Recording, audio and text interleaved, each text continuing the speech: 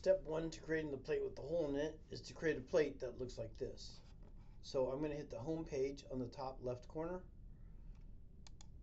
and this gives me an option to create a brand new part, build an assembly, or create a drawing. I'm going to go ahead and create a part.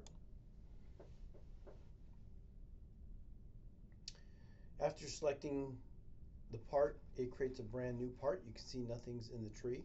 So we can start with a sketch. And if you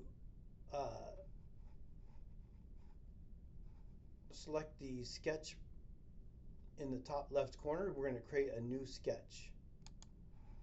And I'm going to use the top plane over here, so I want to make sure this highlights in orange, and then click on the top plane.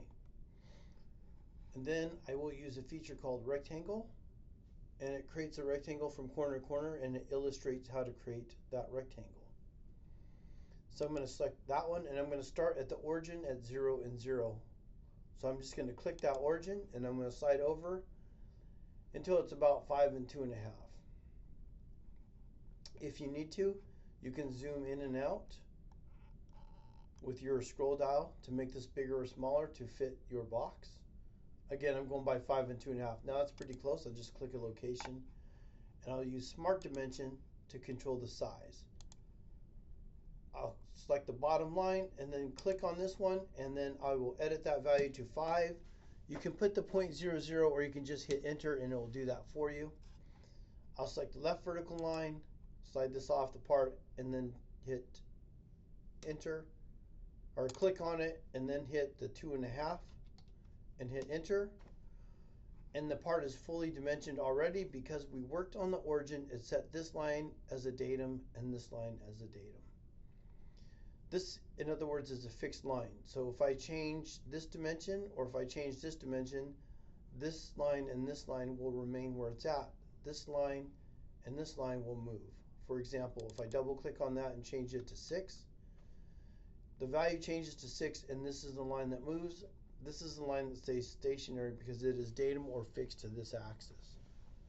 Same with this one here. If I double click this and I change it to 3 and hit enter, it is a 3-inch block or 3-inch dimension, and this is the line that's variable. It will be the one that moves.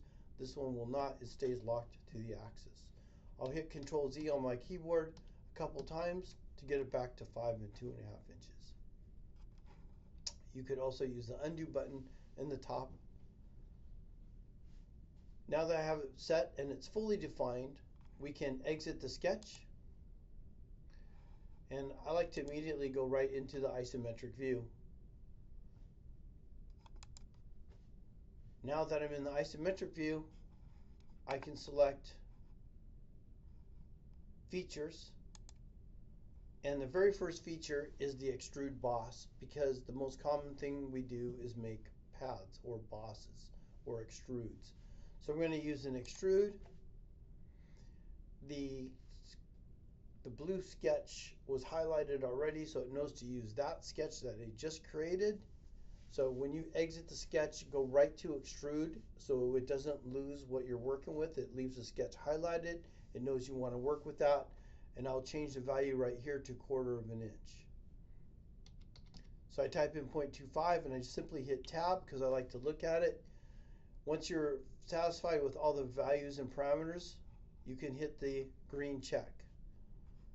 That says OK, and that is how you create your plate. If I just merely click off the part, the sketch is no longer highlighted, and now you see just a plate. In the next video, we'll create the whole.